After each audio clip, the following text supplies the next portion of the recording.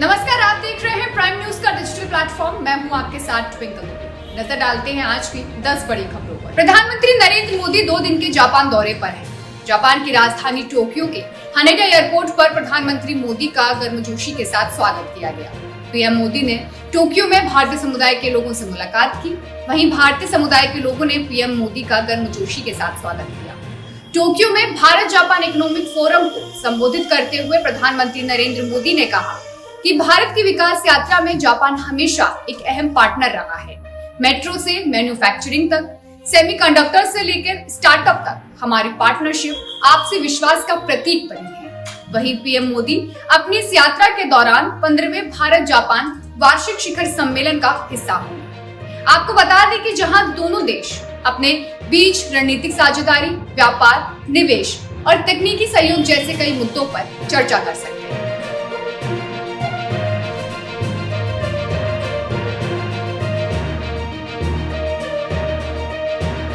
उत्तराखंड में तबाही का दौर खत्म होने का नाम नहीं ले रहा है। चमोली जिले में एक बार फिर से बादल फटा है। ये घटना तहसील देवाल के मोपाटा में हुई, जिसमें कई लोगों के लापता होने की खबर है। मौके पर राहत और बचाव का काम जारी है। वहीं मुख्यमंत्री पुष्कर सिंह धामी ने इसकी पूरी जानकारी अपने एक्स पर साझा की।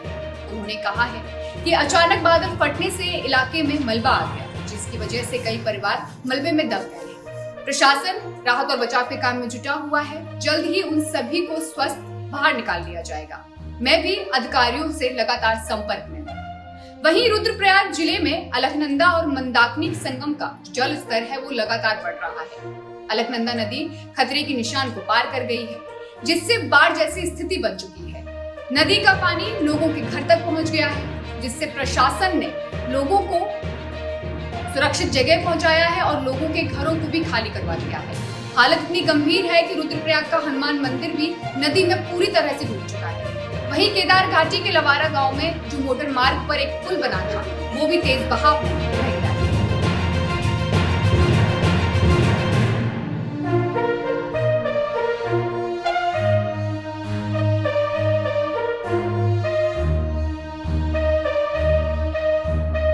बिहार के दरभंगा में वोटर अधिकार यात्रा के दौरान पीएम मोदी पर अभद्र टिप्पणी करने वाला युवक रिजवी उर्फ राजा गिरफ्तार हो गया है। दरभंगा पुलिस ने उसे गिरफ्तार कर लिया है।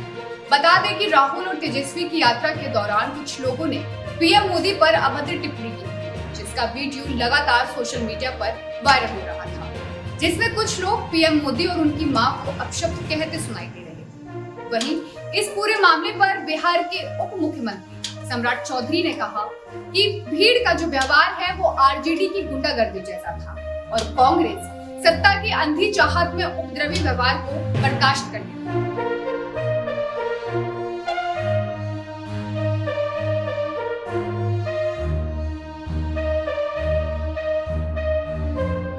पटना में कांग्रेस मुख्यालय पर बीजेपी और कांग्रेस के कार्यकर्ता आपस में भिड़ गए और एक दूसरे पर लाठियां बरसाती। बीजेपी का आरोप है कि प्रदर्शन के दौरान कांग्रेस कार्यकर्ताओं ने पथराव किया है। दरअसल बीजेपी कार्यकर्ता पीएम मोदी पर अभद्र टिप्पणी के खिलाफ कांग्रेस मुख्यालय पर प्रदर्शन कर रहे थे। इसी दौरान दोनों पार्टियों के कार्यकर्ता आपस में भिड़ गए। बताया जा रहा है कि कार्यालय में खड़ी गाड़ियों में भी तोड़फोड़ की गई और ईंट पत्थर चलाए गए, जिसमें कुछ कांग्रेस कार्यकर्ता गंभीर रूप से घायल हो गए।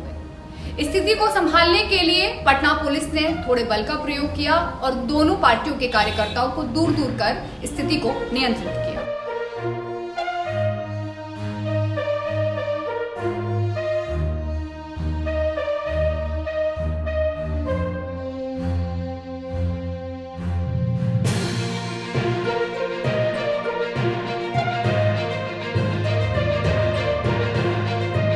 पीएम मोदी के लिए बोले गए अपशब्दों को लेकर गृह मंत्री अमित शाह ने राहुल गांधी पर जमकर निशाना साधा है। अमित शाह ने कहा है कि ऐसी भाषा से विपक्ष को जनादेश नहीं मिलेगा। राहुल गांधी अगर थोड़ी सी भी शर्म करते हैं तो वो देश से माफी मांगे। पीएम मोदी के अपमान का जवाब जनता उनको देगी। कांग्रेस को भी देश से माफी मांगनी चाहिए।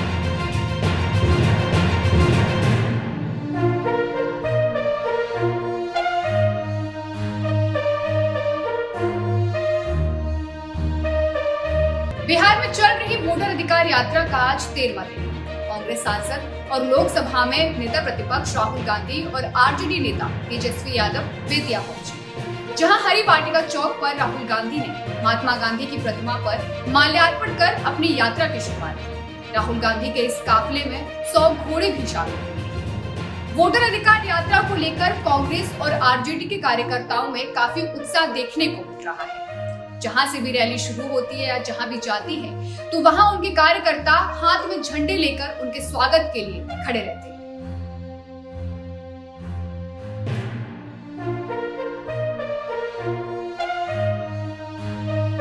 बिहार में एसआईआर के तहत मतदाता सूची की समीक्षा का काम अपने अंतिम चरण पर है। चुनाव आयोग के मुताबिक बिहार में फाइनल वोटर लिस्ट 30 सितंबर को पब्लिश हुई। इससे पहले 3 लाख से ज्यादा और संदिग्ध वोटरों के नाम कट सकते हैं। चुनाव आयोग ने ऐसे मतदाताओं को नोटिस भेजना शुरू कर दिया है। एसडीएम की जांच रिपोर्ट के आधार पर कई जिलों के मतदाताओं को नोटिस दिया गया है। ये 3 लाख लोग वो हो सकते हैं जो बांग्लादेश, नेपाल, म्यांमार और अफगानिस्तान से अवैध घुसपैठ कर भारत में आए हैं और फर्जी दस्तावेजों के आधार पर उन्होंने अपना मतदाता पहचान पत्र हासिल किया है। उन्होंने अपने आधार और अन्य दस्तावेज कैसे बनवाए उसकी भी जांच होगी।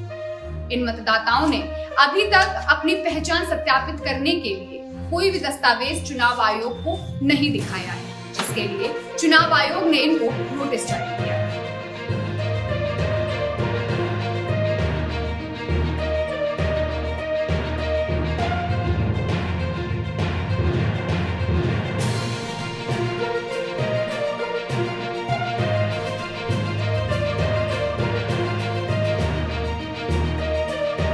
उत्तर प्रदेश में सुरक्षा व्यवस्था को और मजबूत बनाने की दिशा में मुख्यमंत्री योगी आदित्यनाथ ने एक बड़ा फैसला लिया है।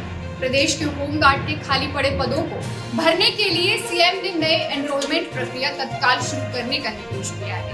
सीएम योगी को बताया गया कि प्रदेश में कुल 1,18,348 स्वीकृत पदों के मुकाबले केवल 71,155 होमगार्ड सक्रिय हैं। मुख्यमंत्री ने अधिकारियों को आदेश दिया कि भर्ती की प्रक्रिया समयबद्ध, पारदर्शी और निष्पक्ष हो। मुख्यमंत्री ने साफ कहा है कि युवाओं को अधिक से अधिक अवसर मिलने चाहिए। वहीं कारण यही है कि अब एनरोलमेंट की जो अधिकतम आयु है वो 30 वर्ष तय कर दी गई है। वहीं इसके अलावा चयन प्रक्रिया के लिए लिखित परीक्षा अनिवार्य की गई है, ताकि जो इसके लिए अच्छा उम्मीदवार और योग्य उम्मीदवार है वो इसमें हिस्सा ले सके।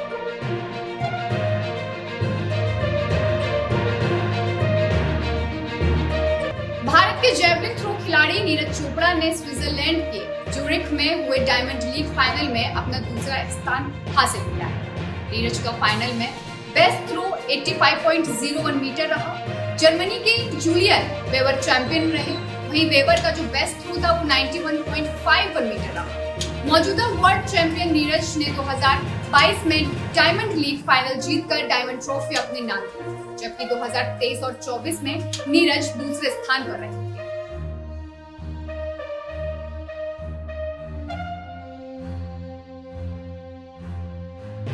ऐसे ही तमाम अपडेट्स पाने के लिए देखते रहिए प्राइम न्यूज का डिजिटल प्लेटफॉर्म।